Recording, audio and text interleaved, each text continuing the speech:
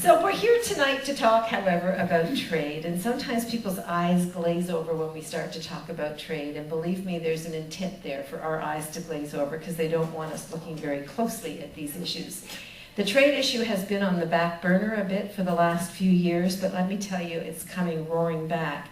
And you would think in the light of the financial meltdown that those who have told us that it would be a miracle of economic growth and deregulation and privatization, everything would be just ducky and fine, you'd think they'd be a little sheepish with the financial crisis that the world is going through right now. But no, the Harper government and many of the provincial premiers are now telling us that what we need, in fact, is more of the same medicine that made us sick in the first place.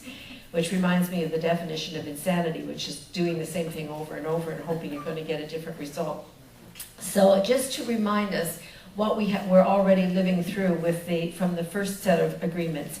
The Canada-US Free Trade Agreement, signed on January 1st, 1989, was the first free trade agreement in the world. It became the prototype for NAFTA. It became the prototype for the World Trade Organization and for the more than 2,500 bilateral investment and trade agreements in the world right now.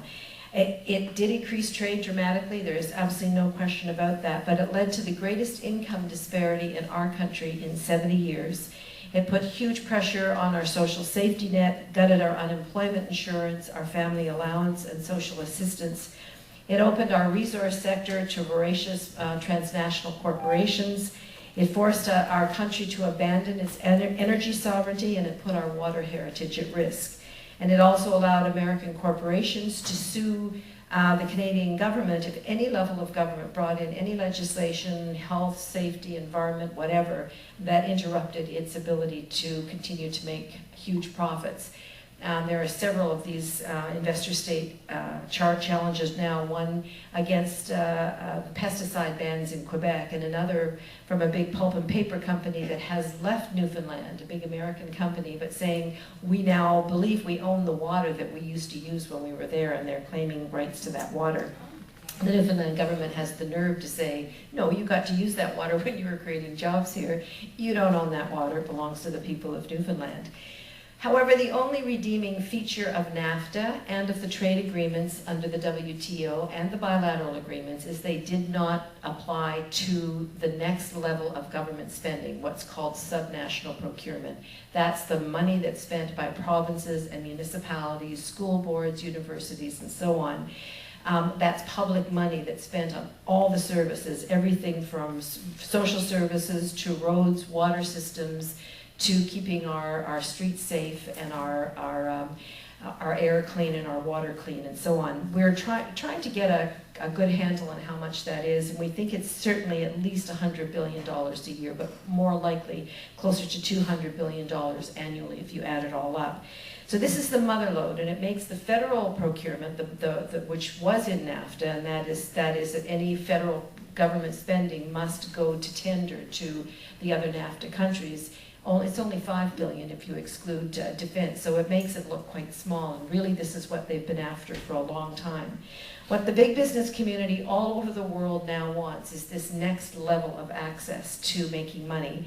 They want the ability to challenge regulations, policies, and standards and practices that they consider to be a barrier to trade, and they also want to compete directly with public sector jobs and public services, and this is very important. Those are the two goals that they have, and what's at stake for Canadians and Ontarians is an all-out corporate assault on public services by private service transnationals, as well as constant challenges to local rules that protect local jobs, promote local economic growth, foster fair trade rules, give preference to local sustainable food production, or specify local content in infrastructure spending. So there are three kind of ways that this is coming at us. They all have the same goal, but there are three kind of areas that we're concerned about. The Harper government is furiously trying to set up a standardization across the country for the provinces in terms of interprovincial trade. And they're trying to get a federal standard for trade mobility and trade investment and labor mobility.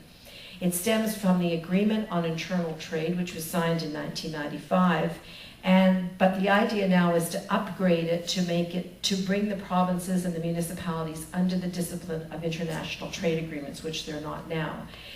So there are new agreements like the one between Alberta and British Columbia called TILMA, the Trade Investment and Labor Mobility Agreement, where a corporation, say, operating in Alberta wants to move into BC and finds that the standards are higher in BC, they can actually sue for a compensation up to $5 million if they find that there's been a higher standard and that won't be lowered. So of course they'll be lowered. I mean, the idea is to bring them lower, and the idea eventually is to have that same rule for corporations to sue right across the country.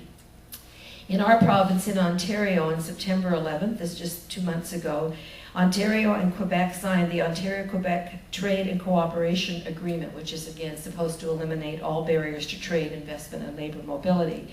There's also Bill 175, which is a separate labor mobility act, which is now in second reading, but has been, I believe, put off today, so we're hoping that we're going to get some public hearings on this.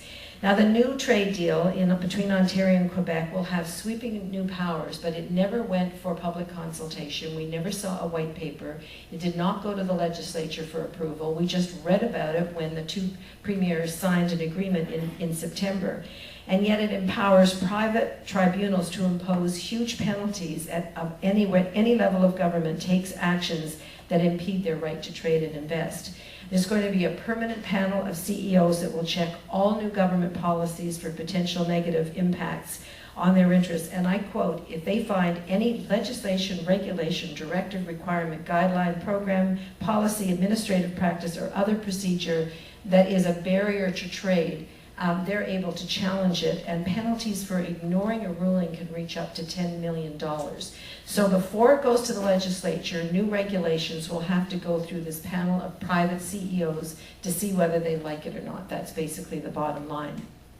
You may not be surprised, but no similar panel has been set up to check the impact of new economic policies on health or environment or workers' rights or Indigenous rights or anything else.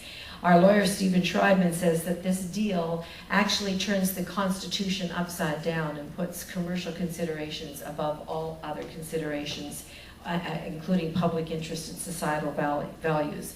So we are demanding, this has already been signed, so we can't say stop it in the sense of don't let it happen, it's happened.